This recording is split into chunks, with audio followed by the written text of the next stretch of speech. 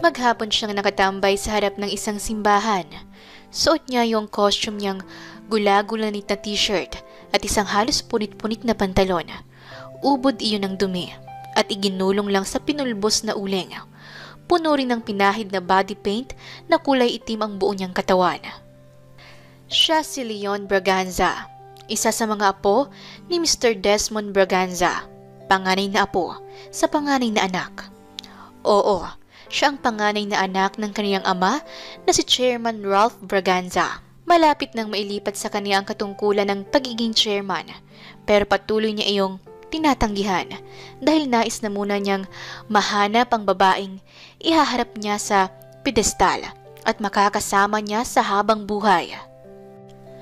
Habang nasa loob na siya ng kanyang silid ay isa-isa niyang tinatanggal ang mga prosthetic maskara at costume na suot niya para makapagpanggap siyang isang pulubi. Pinagmamasdan lang siya ng kanyang kanang kamay na si Ben. Napapangiwi pa ito habang nakatunghay sa kanya. Bossing, bakit ba kasi kinakailangan mo pang gawin ang napakahirap na bagay na yan sa iyong sarili? Naguguluhan itong tanong sa kanya. Ilang ulit ko bang sasabihin sa'yo na gusto kong may makilalang babae na magagawa kong mahalin sa ganitong itsura? Sabi pa niya sa kanang kamay. Naku boss, daluhan mo na lang ang mga isiniset sa'yo ng iyong lola. Yung mga babae para sa blind date, mas okay na yon. Siguradong ang babaeng makukuha mo galing pa sa mayaman at kilalang pamilya. Suhestyon pa ni Ben. Nako, hindi na. Alam ko na ang makarakas ng mga yan. Karamihan naman dyan ay yung kunwari galing sa mayaman at kilalang pamilya. Yun pala, gusto lang akong gamitin para dumami ang mga investors nila. Meron pang ilan na nanghihingi lang ng pera. So umpisa lang mababait at nahihiya. Gusto lang pala nila ng pera at kayamanan ko. Sabi pa niya sa katiwala. Nang tuluyan na niyang mahubad lahat at matanggal ang mga ginamit sa pagpapanggap, nagtuloy na siya sa kaniyang banyo. Naligo siya at naglinis ng maayos. Muli na naman niyang inisip kung saang lugar na naman siya magtatambay bukas para lang makahanap na ng matinong babae na mapapakasalan. Galing na siya sa harap ng simbahan. Noong nakaraang linggo ay sa mga mataong lugar siya, tulad ng palengke at park, pero ni wala man lang pumansin sa kanya. Naisip niyang, ganun na ba talaga kasama ang mga tao ngayon? Ni wala man lang nagbigay sa kanya ng malaking halaga. 100 piso lang ang pinakamalaking halaga na natanggap niya sa buong maghapon. Samantalang, kilalang simbahan iyon at alam niyang maraming mayayaman ang nagsisimba sa lugar na iyon. Nang gabing yon, isang malaking party ang dinaluhan niya sa isang 5-star hotel. Naglalakad pa lang siya sa lobby ay hindi na nakaligtas sa kanyang pansin ng isang mayamang babae na maganda ang pananamit nito. Ngunit napakasama ng ugali. Pinagagalitan nito ang isa sa mga staff ng luxurious hotel na iyon. Tingin naman niya ay hindi mababang uri ng babae ang sinisigawan nito. Medyo pa simple siyang lumapit. Kunwari ay tumayo siya malapit sa receptionist desk at kumuha ng isa sa mga pamphlets doon na ipinamimigay sa mga guest ng hotel para lang marinig ang usapan. Alam niyang medyo low class at wala sa ethics ng isang mayaman at kilalang tao na tulad niya ang gawin iyon.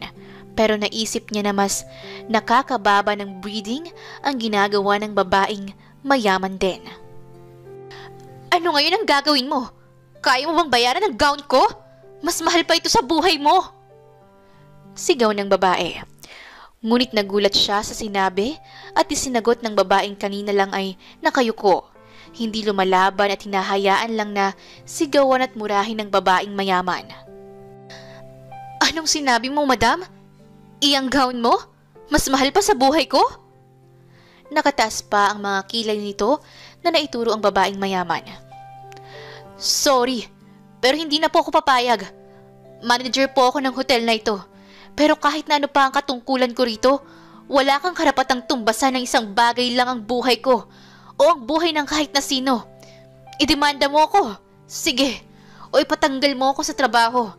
Pero kahit na saan pa tayo makarating, walang husgado ang tatanggap sa katwiran mo. Mataray pang salita ng babae. Natapunan lang ng alak ang damit mo? Pero anong ginawa mo sa tauhan namin? Ipinahiya mo. Hindi pa ba sapat yun? Pati ako pinapahiya mo ngayon. Okay na nga lang para lang makabawi kami sa'yo. Pero ang sabihin mong mas mahal pa ang damit mo sa buhay ko? Isang malaking kalokohan yan. Singhal nito sa babaeng kausap. Hindi nakasagot ang babaeng mayaman dahil sa kataray ng empleyada ng hotel. Hindi niya akalaing sasagot ng ganoon ang isang staff ng hotel. Ang akala niya kasi ay gagawin nito ang lahat. Ma-please lang ang mga guest. Kaya nang talikuran ito ng babae, nagtitili naman ang babaeng mayaman ng dahil sa inis. Hanggang sa dumating ang ibang mga kasama nito at hinila na ang babaeng wala sa lugar kung magwala. Hindi niya alam pero para bang may isang bagay na nakaantig sa puso niya para sa babaeng empleyada. Umalis na siya matapos ang insidente. Ngunit hindi niya napigilang bumalik at magtanong tungkol sa babaeng nakipagsagutan kanina sa lobby. Miss, matanong ko lang, sino ba yung babae kanina? Yung nakipagsagutan sa isa sa mga visitors ng party. Si Ma'am Cassandra. Akala ng babae kanina, matatakot sa kanya si Ma'am. Mas mataray sa kanya si Ma'am Cassandra. Nagtataray pero nasa lugar. At kahit kailan, hindi nang apak ng tao iyon. Napaka down to earth po niya kahit na anak mayaman din siya. Kaya nga po hanggat siya ang manager namin, kaming maliliit na empleyado rito sa hotel, palagay po ang loob namin. At mas lalo po kaming rumerespeto sa kanya. Ayaw na ayaw ni Ma'am Cassandra na inaapi ang mga maliliit na empleyado para sa kanya. Pantay-pantay ang katayuan ng lahat ng mga tao. Mahirap man o mayaman, may pinag-aralan o wala. Sagot pa ng babaeng receptionist. Napatango na lang siya sa mga sinabi ng babae. At nagbilin siya na wag na sanang ipaalam na nagtanong siya tungkol dito. Isang bagay ang una niyang naisipan. Nakuha naman niya ang pangalan at apelyido ng babaeng manager sa hotel na yon. Pinaimbestigahan niya kaagad ang background nito. Nalaman niya na ito si Cassandra Avrias, unang anak sa yumaong asawa ni Mr. Lorenzo Avrias. Nagkaasawa uli ito ng isa pang babae na ang pangalan ay Doreen at nagkaanak ito ng 3 pang babae. Sa usap-usapang kaniyang nakalap, parati raw iniitsapwera ng mga ito si Cassandra. Patay na kasi ang ina nito, ngunit mas ninais nitong mamuhay ng malaya at mag-isa. Tuwing may reunion ng pamilya nito, doon lang nakikipagkita si Cassandra sa buong angkan at pamilya. Mayaman ang pamilya ng mga ito at kilalang kilala rin sa lipunan. May pangalan na ring iniingatan. Ngunit wala namang makahihigit sa pangalan ng angkan nila, lalo na sa pagdating sa negosyo at investment. Matagal nang napagpasyahan ng mga elder na ibigay sa kanya ang pamamahala. Siya kasi sa lahat ng mga CEO ang may pinakamalaking achievements, kaya naman tiwala ang lolo niya at kanyang papa. Pati na lahat ng mga elder na miyembro ng mga shareholders ay walang tutol sa kanya.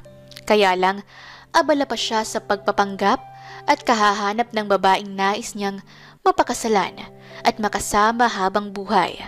Na sa tingin niya ay natagpuan na niya. Ang problema lang niya, kinakailangan pa niyang mahuli at makuha ang loob nito without knowing kung sino talaga siya. Hindi niya maaring paibigin ang dalaga na nalalaman ng tunay niyang pagkatao. Kailangan niya itong mapaibig bilang isa siyang pulubi. Kaya naman, excited siyang nag-ayos ng umagang iyon. Nakadamit na siya ng kasuotang pangpulube. Doon siya nagsimulang tumambay sa waiting shed na palaging inuupuan ng dalaga sa tuwing nag-aantay ng bus papasok sa hotel na pinagtatrabahuhan. Bilib siya sa dalaga. Mayaman naman at kung tutuusin ay kaya naman itong bumili ng sariling sasakyan, pero nagtsatsagang mag-abang ng bus. Naroon na siya sa gilid. Nakita na niyang nagmamadali itong naglalakad para mag-antay ng bus. Ginawa na niya ng paraan para magka-traffic sa highway para lang medyo tumagal ang pag-upo ng dalaga sa waiting shed. Minsan pa niyang dinasal sa langit na sana ay umulan upang mas madagdagan ng oras at mapansin sana siya nito. Natuwa siyang medyo nagdilim ang langit. Kaya lang, nang magsimulang bumuhos ang ulan, dumami naman ang tao at tila natabunan na siya. Nagsimula siyang manlimo sa mga tao roon. "Pahingi naman ako ng kaunting pagkain lang." Nilapitan niya ang isa sa mga taong nakatayo roon at sinubukan niyang manghingi. "Ano ba? Umalis ka nga riyan, ang baho mo at ang dumi mo. Nakakadiri. Bakit ba nagkaroon ng tambay na pulubi sa lugar na ito?" Pasinghal na sabi ng babae. "Wala naman akong gagawing masama. Nanglilimos lang ako ng kaunting barya." Sabi pa niya. Basta, lumayo ka." Singhal pang muli ng babae. May lumapit na isang lalaki at nagtanong. "Bakit? Anong ginagawa sa'yo ng pulubing yan? Binabastos ka ba?" Sambit ng lalaki at tinangka siyang sipain. Dumating ang isang kasama nito at balak pa yata siyang pagtulungan ng mga lalaki. "Ano bang gusto mong pulubi ka? Bakit ka nanggugulo dito?" Tinulak siya nito at napaupo naman siya. "Hindi ako nanggugulo. Nanghihingi lang ako ng kaunting pagkain at barya sa inyo. Huwag mo akong saktan. Kuya, hindi ako lalaban." Sabi niya na nagmamakaawa sa lalaki. Ngunit tinuluyan siya nitong sipain. Nang uunday na sana siya ng suntok nito, isang kamay ang humawak rito. "Manong, ano ka ba? Isang pulubi sasaktan mo?" Matapang na tanong ng babae at malakas nitong pinigilan ang mga kamay ng lalaki. "Bakit? Sino ka ba? Syota mo?" Nakataas ang kamay ng lalaking ibinagsak ang kamay ng babae para mapabitiw ito. "Syota mo yata tong pulubing to eh. Nakikialam ka. Kapag ikaw ang binastos niyan at ninakawan, huwag kang hihingi ng tulong sa amin ha?" Bulyaw ng lalaki sa dalaga. "Hindi lahat ng marumi o pulubi ay masama. Ang sasama nyo. Hindi naman lang kayo naawa sa tao?" Sabi ni Cassandra. Doon niya napatunayang mayroon nga itong mabuting puso. Nakakaya nitong ipagtanggol ang kahit na sinong sa tingin nito ay inaapi. Umalis na ang mga lalaki at hindi nito namalayang nakaalis na rin ang bus na iniintay nito. Bagya pa rin ang pagbuhos ng ulan. Hindi niya akalaing lalapitan siya nito. "Okay ka lang ba, kuya?" Tanong ng babaeng si Cassandra. Marahan siyang tumango sa dalaga. Naiinis lang siyang tinatawag siyang kuya ng dalaga. Naiirita siya. "Ako si Leon." Sagot niya kaagad. Tumango lang ang dalaga sa kanya. May dinukot ito sa loob ng bag. "Kuya, pasensya ka na ha. Hindi naman sa madamot ako. Wala kasi akong cash kundi pamasahe sa bus. Mamaya pa ako magwi-withdraw eh. Ito na lang muna ang baon kong sandwich at ang payong ko. Oy, itong payong ko hindi ko bigay ito ha." Biglang sambit nito sa kanya. Nagulat naman siya at gusto niyang matawa. Dahil sa payong, nagmistulan itong batang nagpapahiram at sinisigurong maibabalik ang ipinahiram. "Itong pagkain na lang ang kukunin ko." Mahina niyang sagot. Kinuha niyang sandwich at iniabot nito sa kanya. "Hindi, ipapahiram ko na lang sa'yo. Siguro naman mamaya nandito ka pa. Hintayin mo ako rito. Dito rin ako bababa mamayang pag-uwi ko." Tumingin ito sa suot na wristwatch. "Mga 7 PM siguro. Nandito na ako. Kukunin ko uli ang payong ko, tapos ibibili na lang kita ng bago.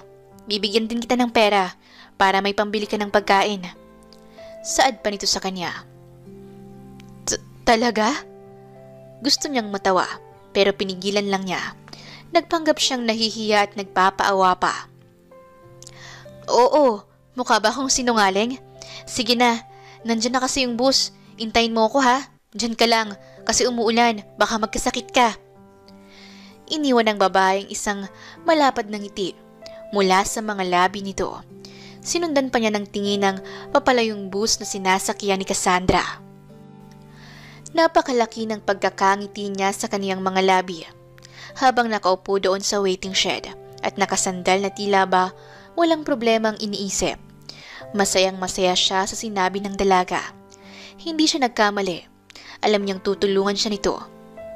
Ramdam niya kasi kanina pa ito nakatingin habang hinahablot ng lalaki ang suot niyang marumi at punit-punit na t-shirt.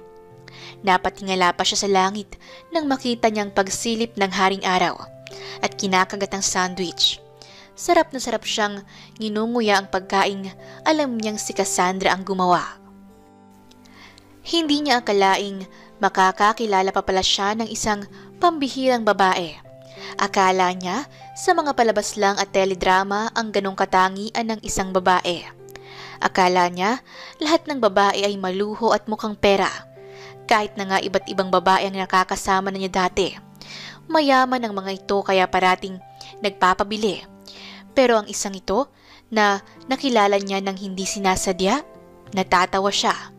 Minsan okay rin pala ang maging usisero. May nakikita at natutuklasan ka na hindi pangkaraniwan. Medyo matagal ang oras na lumipas. Umaga hanggang gabi, naroon lang siyang nakaupo. Nahiga at bumangon lang ang ginagawa niya. Ang saya-saya niyang nag-iintay lang sa pag-uwi ng dalaga. Siyempre, alam niyang lahat ng kilos nito. May mga tauhan na siyang nakamatsyag sa dalaga para masiguro na rin ang kaligtasan nito. Ang lugar na yun pala ay napapaligiran ng iba't ibang klaseng resto bar at mga club kung saan naglipana na ang mga lasing ng mga kalalakihan. Nakaupo lang siya sa may malaking puno ng balete sa gilid ng daan. Nakatakip pa sa mukha niyang isang lumang sombrero na mukha talagang galing sa basura. Pero ang hindi alam ng marami ay vintage cup iyon na nagkakahalaga ng milyones. Nakita na niya ang pagbaba ng dalagang kanina pa niya iniintay. Bumaba ito at nagpapalinga-linga. Napangisi siya at nakadama ng tuwa dahil naiisip niyang tinutupad talaga nito ang pangako. Kaya lang, dalawang lalaking mga lasing ang lumapit sa dalaga. "Hey, miss, halika. Samahan mo naman kami. Nawawala kasi kami. Kailangan namin ng tulong." Mukhang maayos naman manamit ang mga lalaking yon. Ngunit nakadama ng takot si Cassandra sa mga ito. Napaatras ito at nagtangkang tumakbo. "Hoy! Ba't tatakbuhan pa tayo? Habulin mo nga!" Sambit nito habang tinuturo pa ang dalaga. Naabulta nila si Cassandra at nahablot ang shoulder bag nito. "Ano ba? Bastos! Wala akong perang ibibigay sa inyo. Ang sasama nyo. Inuubos nyo lang mga pera nyo sa alak. Tapos manghihingi kayo? Palagi nyo lang ginagawa yan." Sigaw ng babae habang nagpupumiglas. "Wala namang tutulong sa'yo rito. May mga kasama pa kami sa loob. Wala na kaming pang-upa ng babae. Ikaw na lang muna." Sabi pa ng isang lalaki. Nagpumiglas naman si Cassandra at itinulak muli ang lalaki. Ngunit may dalawang lalaki pang lumapit, kaya naman hindi na siya nagpatumpik-tumpik pa at hinablot na niya ang isa sa mga lalaki. Nasapak niya ito, ngunit nasapak din siya ng isa pang lalaki hanggang sa pinagtulungan na siya ng mga itong bugbugin. Hindi naman siya gaanong nanlaban. Mas nais nga niyang mabugbog siya ng mga ito sa harap ni Cassandra. "Mga walang iya kayo! Ang sasama ninyo! Masahol pa kayo sa hayop!" Sambit ng dalaga habang awang-awa sa kanya dahil sa pinagtulungan siya ng mga ito. Maya-maya pa ay nakarinig ang mga ito ng tunog ng sirena ng sasakyan ng mga pulis. Ilang saglit pa ay huminto ang mga yon sa harap nila, ngunit nakawala na ang mga lalaki. Mabilis na nagsitakbuhan ang mga yon nang marinig ang paparating na mga pulis. "Okay lang ba kayo?" tanong ng isang pulis. "Hindi po, sir. Kailangan pong magamot ng lalaking ito. Tulungan niyo po kaming madala ko siya sa ospital." Nakikiusap na salita ng dalaga sa mga pulis. Nag-aatubili pa sana ang mga ito dahil sa nakitang isa lang siyang pulubi. "Sige, isakay na natin siya." Mabilis namang sumakay sa loob ng sasakyan. Todo-todo ang pag-alalay ng dalaga sa kanya. Nang matapos siyang gamutin at maresetahan ng mga gamot, ay agad din silang lumabas ng ospital. Biniling lahat ni Cassandra ang mga gamot na inireseta sa kanya ng mga doktor. Pagkalabas nila ay naglalakad sila. Malapit na kasi ang building ng apartment na tinitirhan ni Cassandra sa ospital. Nahihiya siya at napapakamot sa kanyang batok. Kumalam kasi ang sikmura niya. Nakalimutan niyang kumain sa kakaintay sa dalaga. Iyong sandwich lang na yon ang tanging nailaman niya sa kanyang tiyan sa loob ng maghapon. Sorry, nang dahil sa akin, nasaktan ka pa. Hindi na nga maayos ang buhay mo. Napahama ka pa dahil sa pagtulong mo sa akin. Mahinang sabi ng dalaga. Ha? Hindi. Ayos lang yun sa akin. Wala namang problema yun. Sabi pa niya sa dalaga. Nang araw na yon, hindi naman siya gaanong naglagay ng prosthetic sa kaniyang muka. Kaya, natural na mukha niya na nilagyan lang niya ng uling para dumungi siya. Iyong ipin niya ay nilagyan niya ng itim-itim para kunwari ay sira-sira. Tatalikod na sana siya para umalis nang maalala niya ang payong na ibinigay nito sa kanya. Nang makuha niya iyon, ay ibinalik niya sa dalaga. Nasa tapat na sila ng hagdanan. Paakyat na ito sa sariling nitong apartment na nasa 5th floor. Eto na pala yung payong mo. Kunwari ay utal-utal siyang magsalita. Ha? Naalala mo pa yung payong ko? Oo, ito ang nag-iisang naiwan sa akin ng mama ko. Sabi nito. Ngumiti ito sa kanya. Nang tumalikod na siya, bigla naman siyang pinigilan nito. Mister, tawag nito. Natuwa naman siya dahil wala na iyong salitang kuya. Marahan siyang tumingin pero hindi siya nagsalita. Nilapitan lang siya nito at hinawakan ang isa sa mga palapulsuhan niya. Hinila siya nito at nagpatianod naman siyang sumunod sa paghatak ng dalaga. Medyo tumakbo pa ito, kaya napatakbo rin siya sa pagpanhik sa mga baitang ng hagdanan. Wala bang elevator dito? Humahangos niyang tanong. Hindi niya akalaing nasa 5th floor pala ang apartment nito. Maraming makakakita sa atin. Alam mo naman ang mga bibig at mata ng ibang tao. Isusumbong nila ako at huhusgahan ka nila. Ayoko namang mangyari yon. Sabi pa ng dalaga habang humahangos rin dahil sa taas ng inakyat nila. Siya'y hindi talaga sanay. 5 palapag ang bahay niya ngunit may sarili kasing elevator sa bahay niya at escalator. Kaya kahit kailan na hindi pa siya hiningal lang ganoon sa buhay niya. Tara na, pasok ka na rito sa bahay ko. Pasensya ka na ha. Hindi pa ako nakakapagligpit. Magulo pa rito. Sabi nito sa kanya na humihingi ng paumanhin. Tila ba isang kilalang tao ang naging bisita nito. Bakit ka humihingi ng paumanhin? Pulubi lang naman ako. Tinulungan at pinatuloy mo rito sa bahay mo. Kahit na anong itsura ng bahay, magrereklamo pa ba ako? Ako ngang walang bahay. Medyo pinauutal pa niya ang salita niya. Pulubi lang? Pulubi ka na nga, nilagyan mo pa ng lang. Sagot nito. Napatingin naman siya sa dalagang nakatalikod sa kanya. Una nitong nilapitan ng fridge at kumuha ng pitsil. Sinalinan ang 2 baso at inabot sa kanya ang isa. Habang umiinom ito ng tubig ay napapatingin naman siya sa dalaga. Napapalunok muna siya ng sarili niyang laway at nang pagbaba ng tingin niya, pilit niyang iwinaksi iyon. Ayaw niyang maging basto sa dalaga. Ayaw niyang mag-take advantage sa kadahilanang mabuti at inosente ito. Hindi man lang ito nagdalawang isip o nag-alala na baka mapagsamantalahan. Napakabuti ng puso nito. Kaya naman nais niyang gantihan iyon ng kabutihan kahit man lang sa pag-iwas ng masamang isipin. Bakit? Nagulat siya nang biglang magtanong ang dalaga. Ha? Bakit ayaw mo pang uminom ng tubig? Hindi ka ba napagod sa pag-akit sa hagdan? Alam kong hindi ka sanay. Natulala naman siya sa sinabi nito. Hindi naman. Nainom niya tuloy ang tubig sa baso ng mabilis. Di ba kasi pinagbabawalan naman kayong pumasok sa mga mall at iba pang establishments? Ang mga beggar na tulad mo hanggang sa pintuan lang. Nakakaawa. Sabi ni Cassandra. Napatingin naman siya sa dalaga at naisipan niyang magtanong. Nakakaawa lang ba kami o nakakadiri din? Kasi maraming nandidiri sa amin kaysa ang naawa. Kasi kung maraming naawa, bakit kakaunti ang nagbibigay? Oo, tama ka. Pero hindi naman pandidiri iyon. May kahalo ring panghuhusga. Akala kasi ng marami, porke pulube masamang tao na. Porke mahirap gumagawa na kaagad ng masama. Pero ako, baliktad ang paniniwala ko.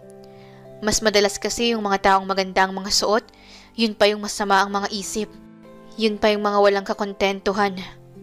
Malungkot na sambit ni Cassandra. Napatitig na naman siya rito at naisip niyang muli ang sinasabi nito kanina bago nito lagukin ang laman ng tubig sa baso. Teka, sabi mo kanina, pulubi na nga ako, nilalagyan ko pa ng lang. Paano ba dapat banggitin ang kalagayan ko sa buhay? Nagiging lalo pa siyang interesado sa isasagot ng dalaga. Pinakatitigan niya ito at inaalam niya kung taos ba sa puso nito ang mga sinasabi. Yung mga mayayaman, maayos ang pananamit at mukhang disente, yun pa yung masama. Sila yung gumagawa ng masama. Tahasan itong sabi. Pero ang tulad mong pulube, para sa akin, mas marangal pa kayo. Kailan pa ba naging kahiyan ang maging mahirap ka? Alam naman natin na hindi lahat ng tao ay ipinanganak na mayaman. Minsan yung mga tao na mayaman na, sila pa yung mapaghangad ng labis. Bakit? Kasi minsan hindi makontento ang tao. Mga ilang katanungan din ang naisagot nito sa kanya. Doon niya napagtanto na ang babaeng nasa harap niya ay nakatingin sa realidad ng buhay. Kaya kahit na mayaman ang pamilya nito, hindi ito nagpapakasasa sa lahat ng material na bagay na maaari nitong makuha. Nagsikap ang dalaga sa sarili nitong pamamaraan. Pamamaraang alam nitong walang matatapakang sinuman. Kaya lalo pa siyang napahanga at tila nahuhulog na sa dalaga. Eto, maligo ka at magbihis. Ando ng banyo. Itinuro pa nito ang banyo habang inaabot ang tuwalya. Hindi na. Uuwi na ako. Baka may makakita sa akin dito. Nag-aatubili niyang sagot. Hindi wala namang makakarinig sa atin rito. Kasi silyado ang mga pader. At tingnan mo, lumalakas na ang ulan. Mukhang may bagyo ngayong gabi. Dito ka na matulog. Okay lang sa akin. Mukhang hindi ka naman gagawa ng masama. Salita pa nito na nagpapakita na talaga ng malaking pagtitiwala sa kanya. Halos may 1 oras siyang naligo. Sinulit na niya dahil sa totoo lang ay init na siya sa kaniyang sitwasyon. Napakahirap pala talagang maging isang pulube.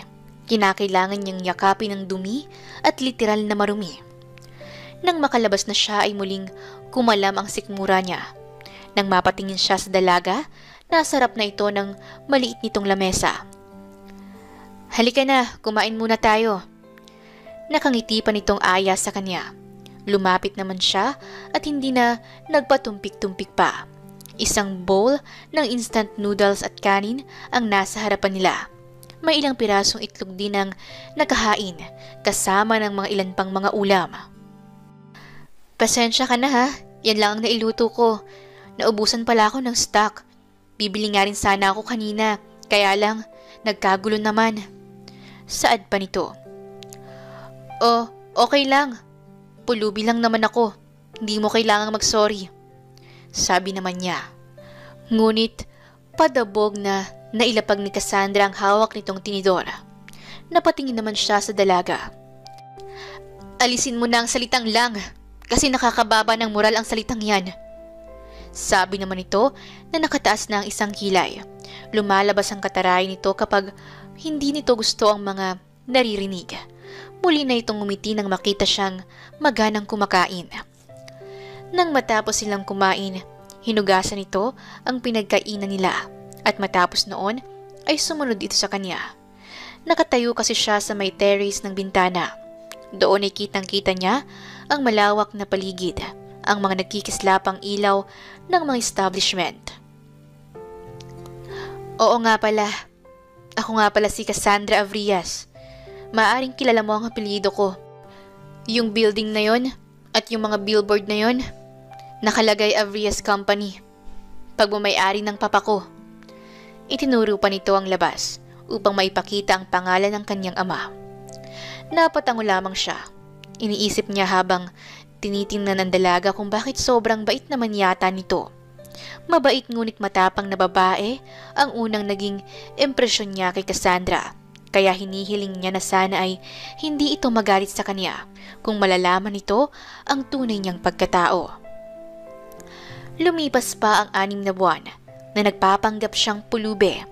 Pero matapos ang tagpong iyon sa kanila, naging malapit na silang magkaibigan ni Cassandra. Palagi niya itong inaabangan sa bus stop at sinasabayang maglakad sa daan. Sa puntong iyon, hindi na siya masyadong madungis. Pero humana pa rin siya ng mga lumang damit na pangmahirap lang talaga. Sinisigurado na lang niyang malinis iyon at hindi siya mabahong tingnan. Gusto kasi niyang simulang ligawan ng dalaga at doon na niya malalaman kung mapapa-oo ba niya ito. "Oh, anong ginagawa mo rito?" tanong ni Cassandra sa kanya. Napapakamot naman siya sa batok habang hawak niya ang isang plastic na may lamang lukod na tinapay at isang plastic na may lamang palamig. Nabili niya iyon sa may Luneta Park kanina nang madaanan niya. Pasensya ka na. Eto oh." Abot niya sa plastic na may lamang palamig, sabay bigay din ng tinapay. "Nako, nag-abala ka pa. Ikaw, kumain ka na ba?" Tanong din ito na ngumiti pa sa kanya. Hinila siya ni Cassandra sa isang upuang bato. Nasa labas sila ng building ng hotel at umupo sa mga upuang bato roon. "O, okay lang ba na umupo ka rito?" tanong niya. "Oo naman, hindi naman ako maselan. Ikaw, kumain ka na ba?" tanong nitong muli. Ngumiti lang siya at tiningnan ng dalaga. Oo, kumain na ako." Sagot pa niya at naupo rin siya sa dalaga, ngunit lumayo siya ng kaunti. "Oh, bakit ang layo mo? Hindi naman tayo magkagalit. Para ka namang iba. Ang tagal nating magkaibigan na iilang ka pa rin." Napapasimangot nitong salita habang isa-isang pinapangos ang tinapay na napipit na niya. Hindi ka ba nahihiya? Kasi kilala na ako na isang pulubi sa paligid, kahit na magbihis pa ako ng maayos." Salita pa niya. "Hindi bakit naman ganyan ang isipan mo? Kung nahihiya pala ako, dapat hindi na tayo naging magkaibigan. Dapat di kita pinapapasok at pinatulog sa bahay ko. Sabi ko nga sa'yo, sa bahay ka na lang tumira eh. Saan ka ba natutulog?" Tanong nito sa kanya nang may pagmamalasakit. "Kung saan-saan lang." Napapakamot niyang sagot. "Eto, ikaw naman ang kumain. Ibibigay ko naman ang baon ko sa'yo. Kasi puro ka na lang tinapay. Ito lang bang nabibili mo sa mga napapalimos mo? Grabe, saan ka bang lugar palagi?" Wala sa loob na tanong nito. "Bakit? Patitigilin mo ba ako?" Natanong niya. "Sira, bakit ko naman gagawin yun?"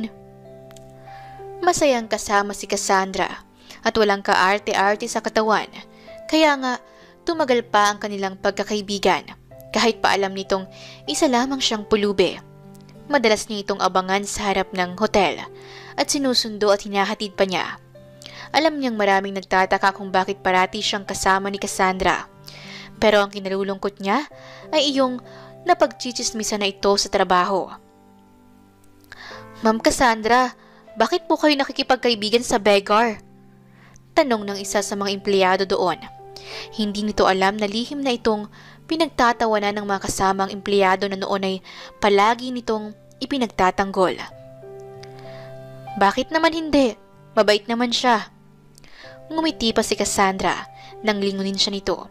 Ngunit nakita niya ang pagngiwi ng mga kausap nito at nang muli siyang humarap sa mga ito ay dagling nagbalik sa dati ang mga itsura. Muling napatingin naman sa kanya si Cassandra. Maya-maya ay nilapitan siya ng isa sa mga security guard ng hotel na yon at itinaboy siya. "Hoy, umalis ka nga rito. Hindi pwedeng pumasok ang mga pulubi rito," sabi ng gwardya. "May iniintay lang naman ako. Hindi naman ako manggugulo." Simple niyang salita. Ngunit itinulak pa rin siya ng lalaki. "Hindi na, umalis ka. Baka matakot pa sa'yo ang mga guest namin," sabi pa rin ng isa pang gwardya. "Ano ba?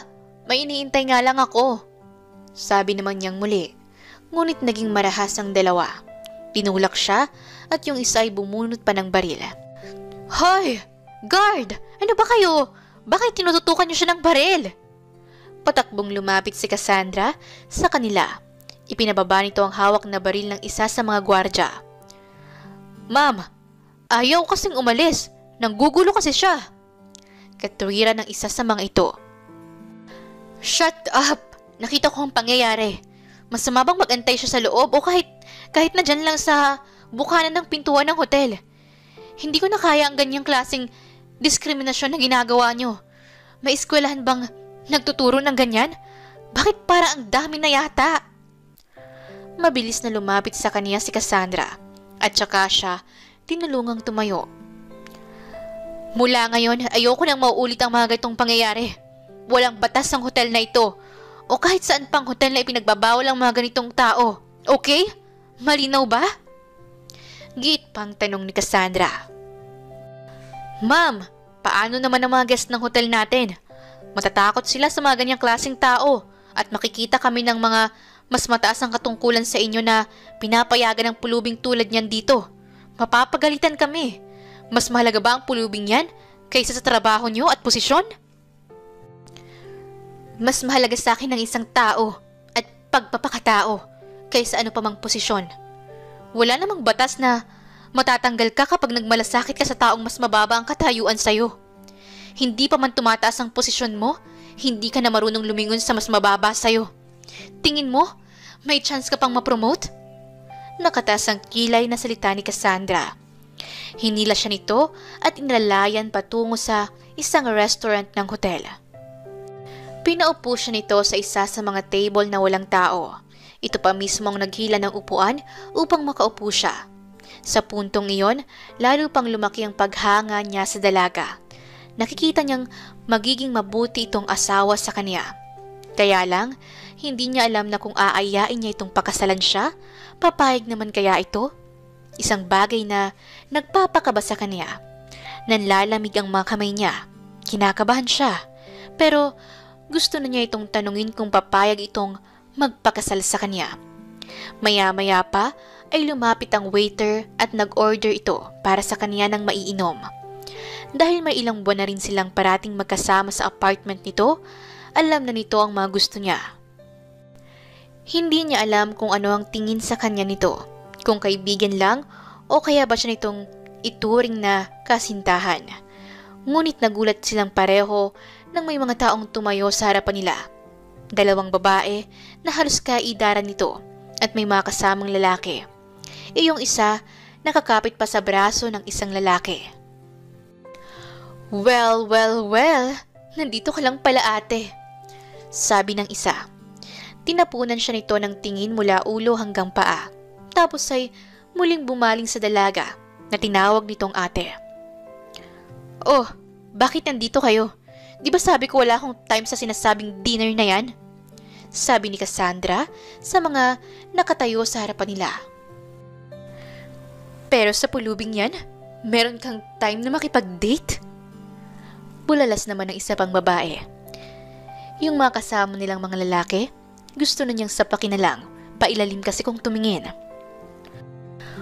Wala na kayong pakialam, kasi mas matinupang kausapin itong taong ito na nasa harapan ko kaysa sa inyong mga kapatid ko. At yung nanay ninyo, pagsabihan niyo na wag akong ibinebenta sa kung kani-kaninong taong kakilala niya. Matapang na salita ni Cassandra. Nainis si Cassandra.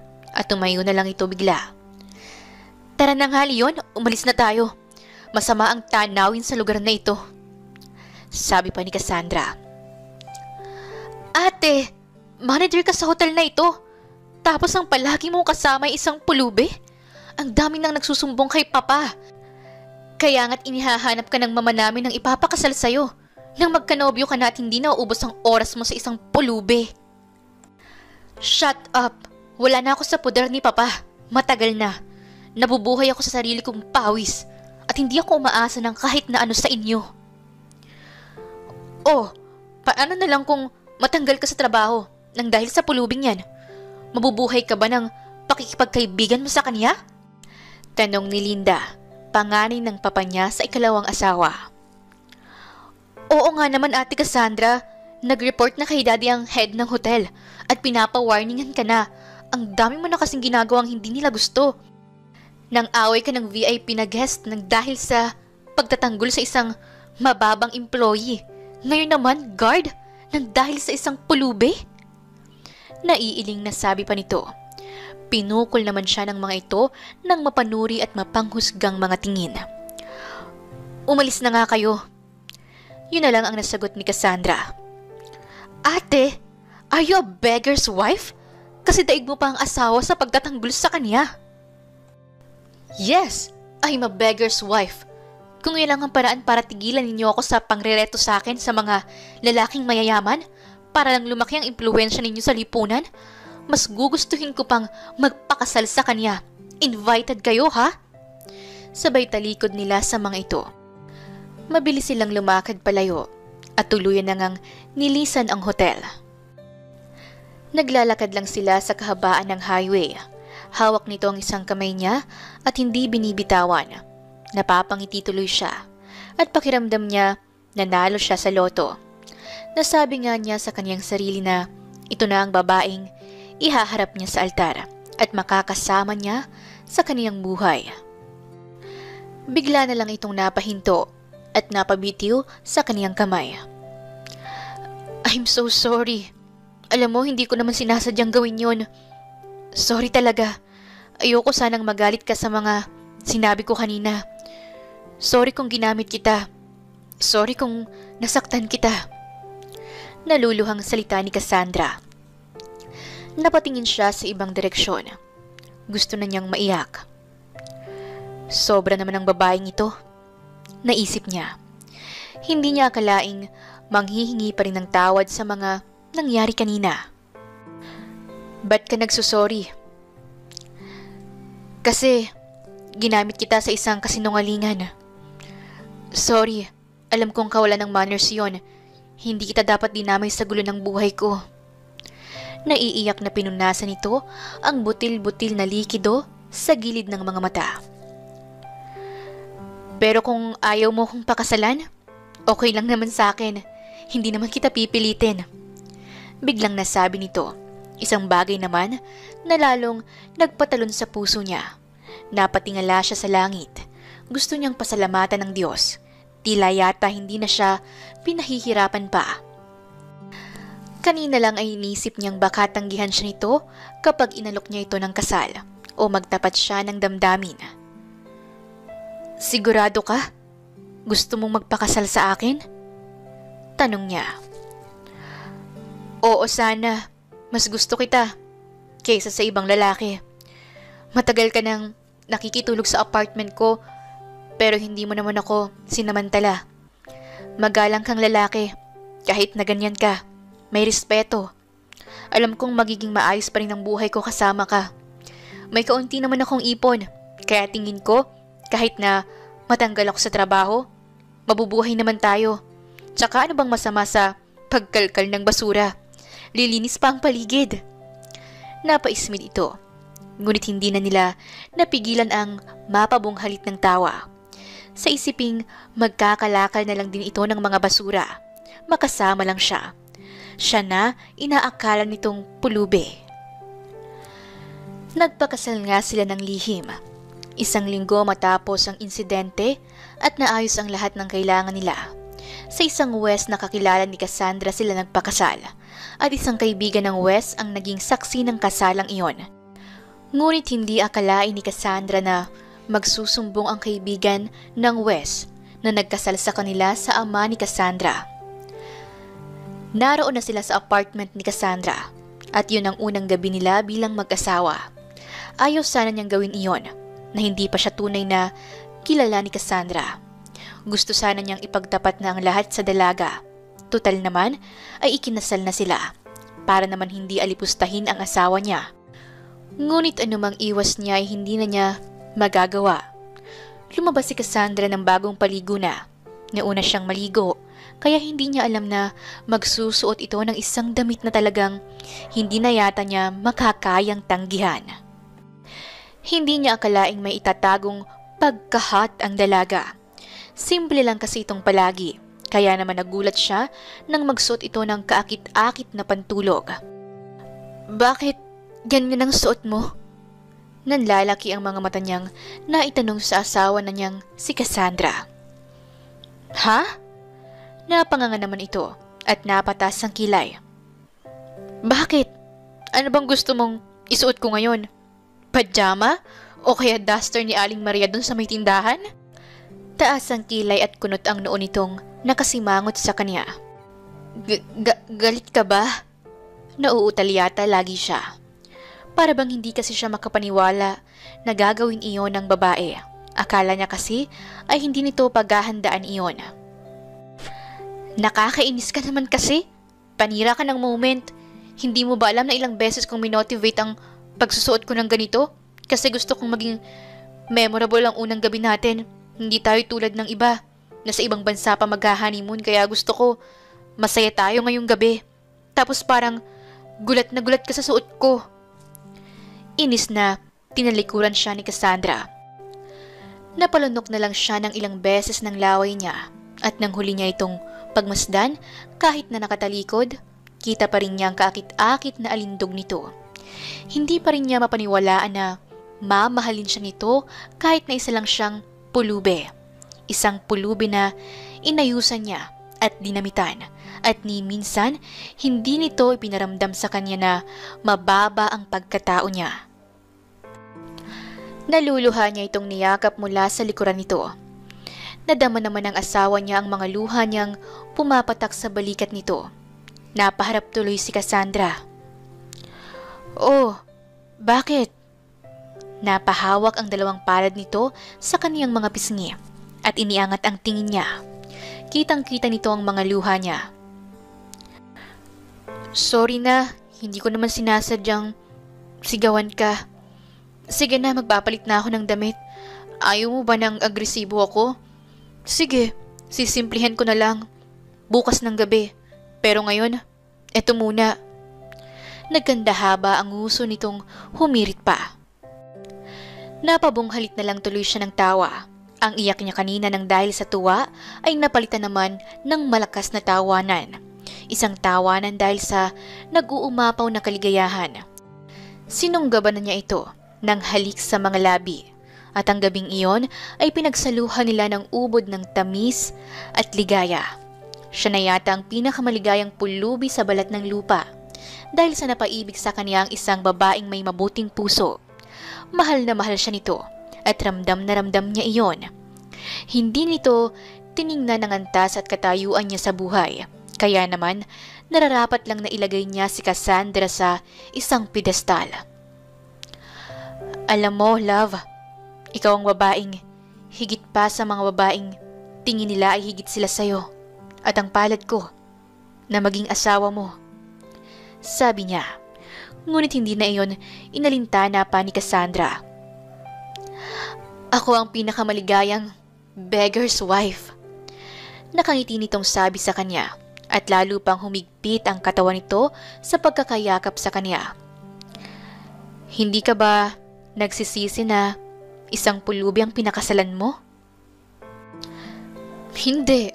Hindi kahit nakatiting. Kahit na ano pang itsura mo at ano pang katayuan mo. Minahal natin ang isa't isa na puno ng respeto. Sa iba siguro isa itong kalokohan. Kalokohan kung masama ka namang tao, pero ilang ulit ko namang napatunay na mabuti ka at mapagkakatiwalaan." Sabi pa ni Cassandra. Isang bagay na ikinatakot naman niya. Paano kung malaman nito ang tunay niyang pagkatao? Paano kung malaman nito na isa siyang mayaman at nagpapanggap lang na pulubi?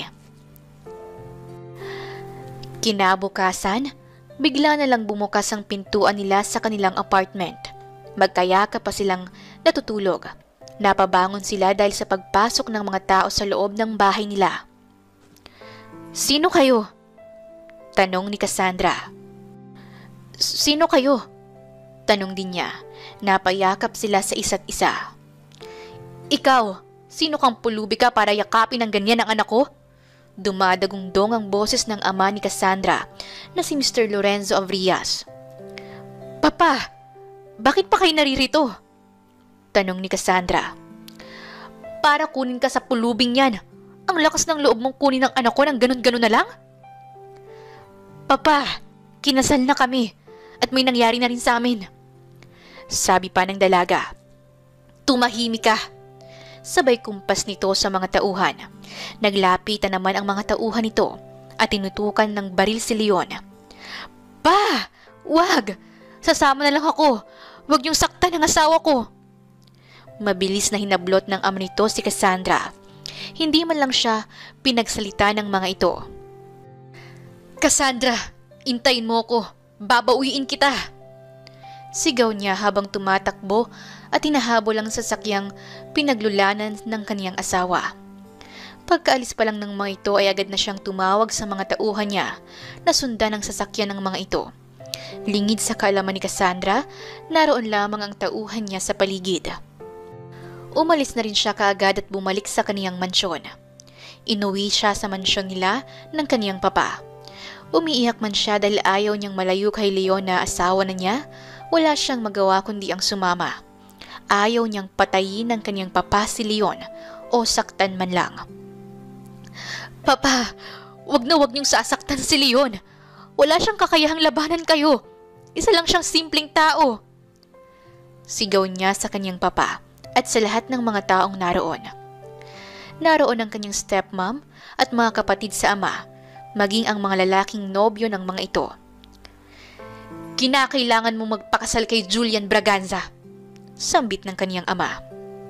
"Braganza?" natanong niya. Naalala niya kasing Braganza rin ang apelyido ni Leon, kaya naman tahasan siyang tumutol. "Ayoko, papa! Braganza ang apelyido ng asawa ko. Ayoko magpakasal sa kahit na kanino." Ngunit malakas na sampal ang tumama sa kaniyang pisngi mula sa kaniyang stepmom. Gulat siyang napatingin agad, ni hindi niya ininda ang malakas na impact ng pagkakasampal nito sa kanya. "Bakit mo ginawang magpakasal sa isang pulubi?" "Bakit po? Pulubi man o kahit ano pa. Matalinong tao siya, mabuting tao. Hindi gaya ninyo na gusto nilang akong ipakasal sa mayaman para magkapera kayo." "Kaya ba ate, mas ginusto mo na lang na maging beggar's wife? Yuck!" Segunda naman ng isa sa mga kapatid niya. "Mas matino siya kaysa dyan sa lalaking katabi mo. Palagi ko nakikita yan na iba-ibang mga kadate sa hotel namin," sabi naman niya sa kaniyang kapatid. "Papa! Mama! Patigilin niyo nga siya? Isang beggar's wife? Ew!" Ilang araw pang nakakulong si Cassandra sa kaniyang silid, habang ang mga magulang niya ay isinusubasta siya. Kaya lang mayroong nagpakalat na si Cassandra Avrias ay isa ng beggar's wife. Kaya naman lahat ng tanungin ng mag-asawa ay umaayaw ng magpakasal. Maging si Julian Braganza ay umatras sa sinasabing pagpapakasal nito. "Paano na po yan? Wala nang mayamang gustong magpakasal kay Ate Cassandra. Nakakainis. Ayoko pong pumalit sa kanya para magpakasal, ha?" sabi ng bunso sa magkakapatid na si Rina. "Tumahimik nga kayo. Lalo to'y sumasakit ang ulo ko. Lalo na kapag nalaman ng papa ninyo ang malaking halaga na nadispalko ko sa kumpanya. Kapag nagkataon, isa sa inyong ibebenta ko," sabi pa ng stepmom ni Cassandra. "Bakit? Wala na bang gustong magpautos sa inyo? Mabuti naman, kasi hindi ko na kailangan pang magpakasal sa kahit na sino." Mariin ngunit paanas lang nasagot niya sa mga ito. "Ikaw ba ang nagpakalat na ikinasal ka sa isang pulubi?" "Hindi, pero salamat sa taong yon. makakaligtas ako sa impyerno. Sabi pa niya, sabay talikod. Nasaan naman kaya ang beggar na yon matapos niyang pagsasaan ang katawan mo sa loob ng isang gabi? Tingin mo ba ate tama ang ginawa mo? Isang malaking katangahan. Kung hindi niyo ako kinuha, kung hindi niyo pinakailaman ang buhay ko, masaya sana kung kasama siya. Wala siyang kakayahan, alam niyo yan. Ano bang laban ng isang tulad niya sa inyo? Alam ko kahit gusto niya pero paano at saan siya magsisimula para iligtas ako o hanapin ako? Ang sama ninyo. Sigaw pa niya at tuluyan nang tumakbo palayo sa lahat. Kinabukasan, nalaman na lang niya na nakatakda na ang kasal niya sa susunod na araw. Hindi niya alam kung sino pang tanga ang pumatol sa kanya matapos malamang nagpakasal na siya at nakipagtabi sa isang pulube. Sino na naman kaya ang nabola ninyo? Walang gana niyang tanong habang nasa harapan sila ng mahabang lamesa. Nakahain ng masasarap na pagkain. At ang ayaw niya sa mga ito, hindi man lang ibigay sa mga tagapagsilbi ang mga labis. Masama ang ugali ng kanyang stepmom. Maramot sa mga tagapagsilbi. Hayo pa yata ang turing. Malayong malayo sa kaniyang mama. Siya si Leon Braganza. Mas mabuti nga. Kasi yun daw sa lahat ng mga CEO na tagapagmana, ang pinakamagaling na CEO at malapit ng maging chairman. Yun ang balita. Tinanggihan lang daw muna nito ang posisyon dahil abala pa sa ibang bagay. Kitang-kita niya ang malawak na pagkakangiti ng kanyang stepmom. At malungkot siyang nahawahan na ng kasamaan ng ugali nito ang kaniyang papa. Nakakahawa pala ang kasakiman at kasamaan ng ugali. Sana man lang papa, kahit na konti, naalala mo pa ang kabutihan ng mama ko. Wala sa loob na sabi niya at masama ang tingin na ipinukol niya sa papa niya. Cassandra, sumusobra ka na. At kayo, hindi? Sinong amang ipagbibili ang sariling anak sa isang mayamang hindi ninyo kilala? Galit niyang wika. Bagamat dumaratalang sakit sa kaniyang puso, ayaw sana niyang napagsasalitaan ang kaniyang ama. At sinong gusto mong makasama? Iyong pulube? Pabagsak na binitawan ni Mr. Lorenzo ang kutsara at tinidor na hawak nito. Umalis ka na lang sa harapan ko! Sigaw ng kaniyang ama. Umiiyak siyang tumayo at umalis sa hapagkainan na yon. Ayaw man niya pero parang wala siyang matatakbuhan. Para bang walang ibang magagawa kundi ang harapin na lang niya ang kapalaran niyang magpakasala na naman sa ibang lalaki. At nakakatawa pa nun sa isang Leon Braganza na naman siya ikakasal. Halos hindi matigil ang paglandas ang mga likido sa kaniyang mga mata. Kung noong una siyang kinasal, tuwang-tuwa siya at nag-uumapaw sa saya ang puso niya. Ngayon, daig pa niyang tila haharap sa isang kamatayan. Pakiramdam na niya'y bibitayin na siya. Iyon na ang araw ng kamatayan niya. Iyon na ang araw na mawawala na siya ng buhay. Ilang oras na lang at ihahatid na siya sa simbahang pagkakasalan sa kanya. Lahat ng mga mayayamang tao at halos buong angkan ng mga Avrias ay naroroon. Alam ng buong kamag-anakan nila ang ginawa niyang pagpapakasal sa isang pulube. Kaya naman tampulan siya ng usap-usapan.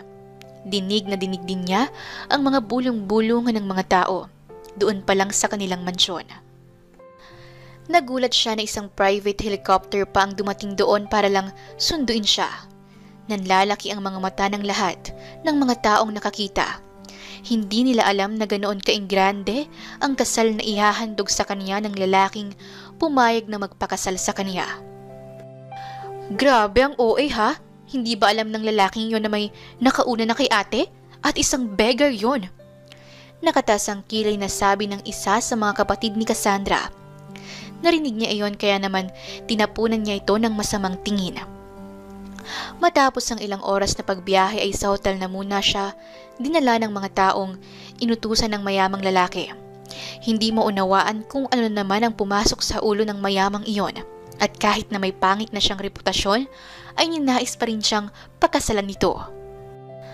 Hanggang sa mga oras na yon, takot at galit pa rin siya. Ayaw niyang magpakasal sa ibang lalaki dahil mahal na mahal niya si Leon. Kahit pa sabihing isa itong pulube.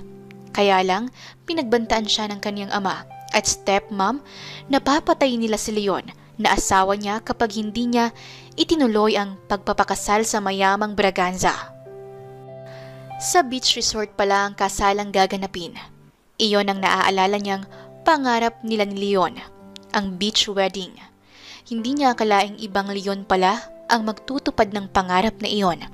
Pero ano pang saysay, wala na rin namang halaga ang lahat para sa kanya.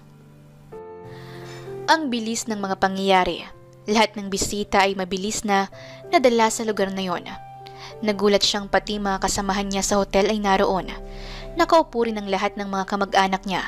May mga taong hindi niya pakilala na sa tingin niya ay mga magulang ng lalaking pakakasalan niya.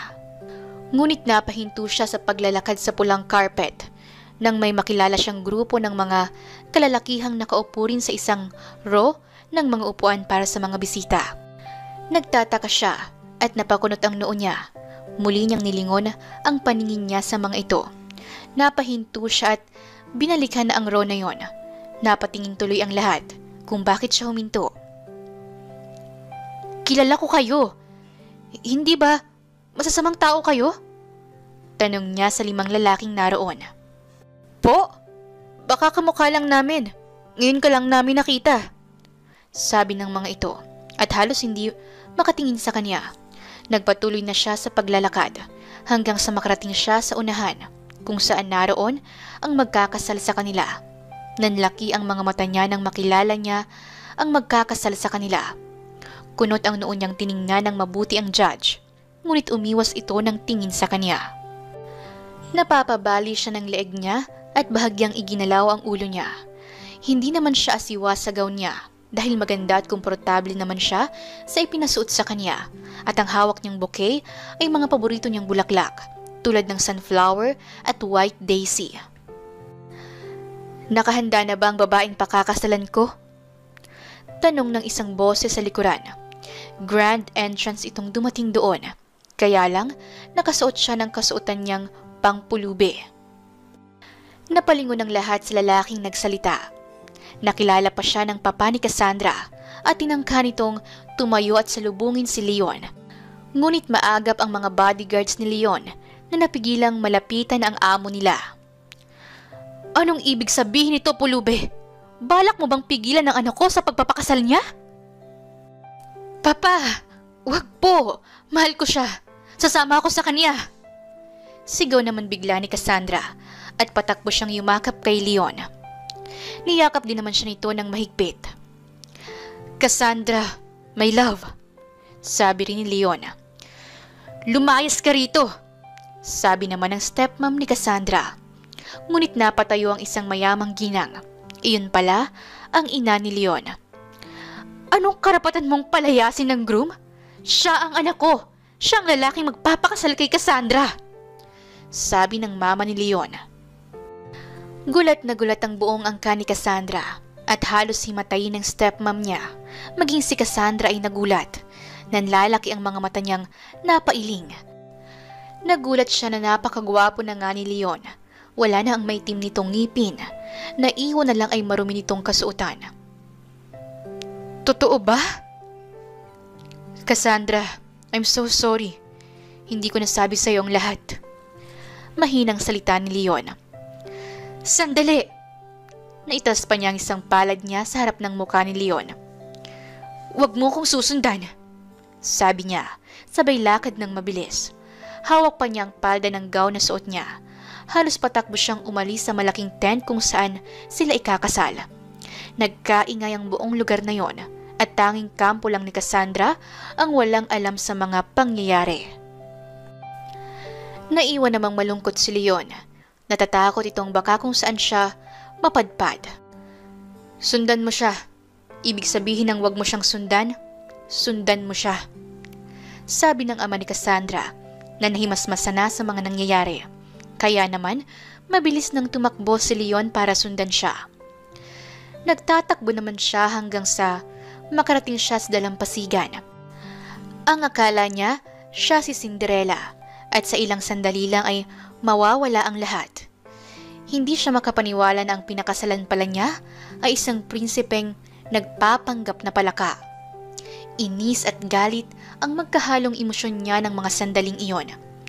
Napatukod ang mga kamay niya sa kaniyang mga tuhod. Hinihingal man siya pero mas nauna nang pumatak ang mga luha sa kaniyang mga mata. "Cassandra! I'm so sorry!" Sigaw ni Leon nang maabutan siya nito sa dalampasigan. "Magpapakamatay ka na ba? Dahil lang sa nagsinungaling ako sa'yo? Hindi mo ba ako kayang patawarin?" "Bakit naman ako magpapakamatay? Para saan at para ano? Kaya nga tayo na. Ituloy na natin ang kasal." Lumakad pa ito palapit sa kanya. "Bakit mo ko niloko? Alam mong ayokong makapag-asawa ng mayaman dahil ayokong matulad sa mama ko. Buong buhay ko nakita kong malungkot ang mama ko hanggang sa mamatay siya. Malungkot pa rin siya dahil sa papa ko. Wala nang inatupag kundi ang negosyo at ang magpayaman." Naiiyak pa niyang sabi. "Pero hindi naman kami pareho ng papa mo. Iba ako. Ibang buhay ang ipaparanas ko sa'yo. Ipinapangako kong magiging masaya tayo sa bawat oras at araw ng buhay natin.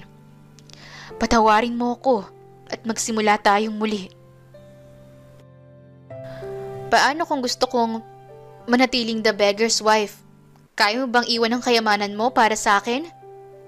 Nakapamewang na tanong niya sa lalaking asawa na niya. "Kaya ko." Mayabang nitong sagot. "Nakaya ko nga ng ilang buwan. Basta kasama kita. Lahat magagawa ko. Pero maaati mo bang mawalan ng trabaho ang maraming tao? Isa akong CEO and soon to be chairman ng korporasyon namin. Kapag hindi natuloy, yung si Julian Braganza ang hahawak ng kumpanya namin. Lahat ng mga tauhan kong umaasa sa akin mawawalan ng trabaho. Maaati mo ba? Kung oo, tara na, tumakas na tayo at maging beggar habang buhay." Sabi ni Leon na determinado sa mga sinasabi nito. "Humihingi ka ba talaga ng tawad o nangungonsensya?" Nakapamewang na tanong naman niya. Natawa naman ng malakas si Leon. Nakita na naman niya ang napakagandang mukha ni Cassandra na alam niyang hindi makakayang gawin ang bagay na yon. Alam niyang hindi nito maaatim na mabuhay sa kagustuhan nito, lalo na kung alam nitong may mga tao siyang masasagasaan. "Magpapakasal ka nga sa iba para lang hindi ako patayin ng papa mo. Kaya nga lumantad na ako. At ako na ang magpapakasal sa isang beggar's wife." "Ikaw palang nagpakalat nun?"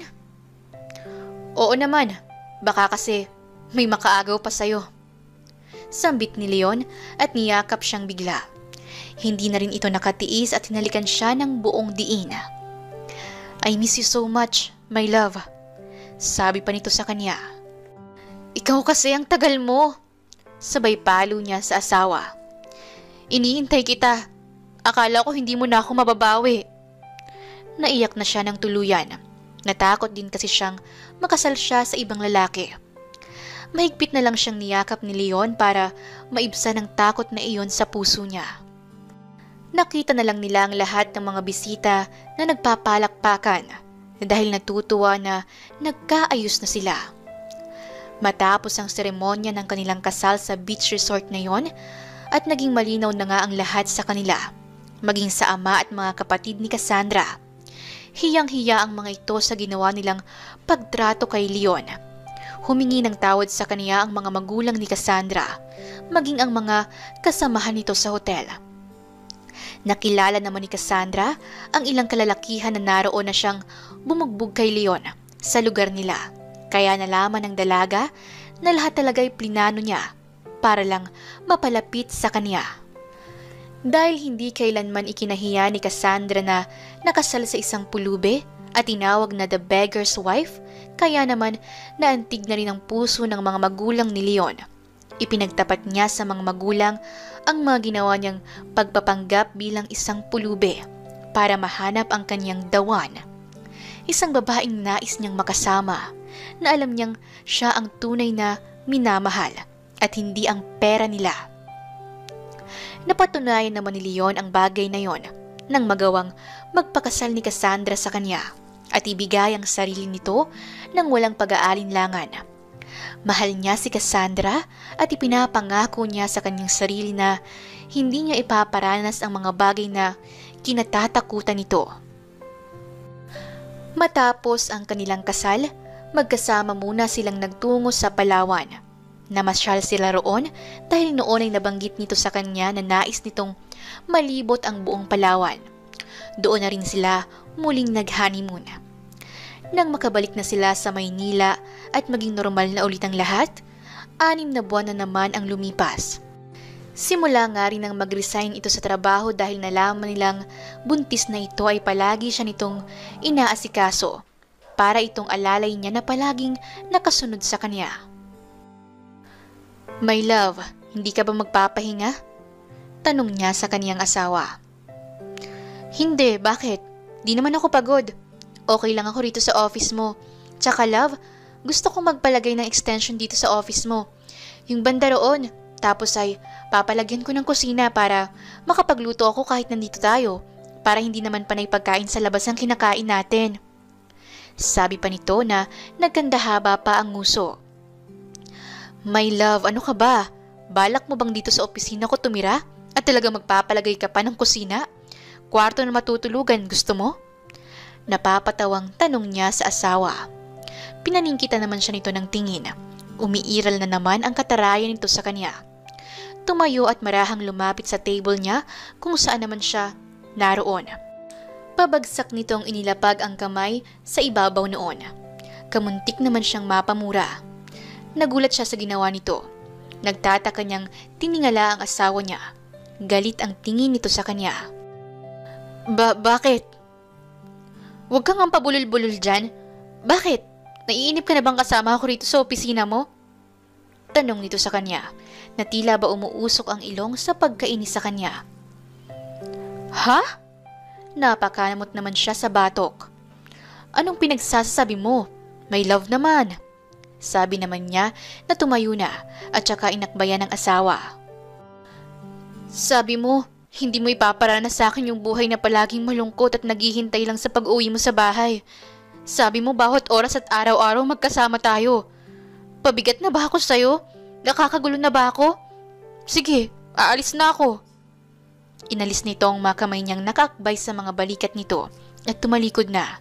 Lumabas ng opisina, ngunit maya-maya ay nagbalik. Huwag mo akong susundan. Singhal pa nito sa kanya. Natatawa naman siyang lumakad patungo sa pinagsasabitan ng jacket niya at kinuha iyon. Kinuha na rin niya ang blazer ni Cassandra. Nangingiting lumabas upang sundan ng asawa niyang nagmamaktol na naman. Kailan lang nang malaman nilang nagdadalang tao na ito, kaya naman parati itong makulit. Naisip niya at sabi rin ng ilang kakilala nila na siya raw ang napaglilihian ito. My love, nandito ang kotse ko. Tawag niya sa asawang mabilis na naglalakad. Sumakay siya sa kotse nang hindi siya pansinin ng asawa. Ewan ko sa'yo. Nakangusong tawag nito sa kanya. My love, makakasama sa'yo yan. Sigaw pa niya habang marahang pinapaandar ang kotse niya.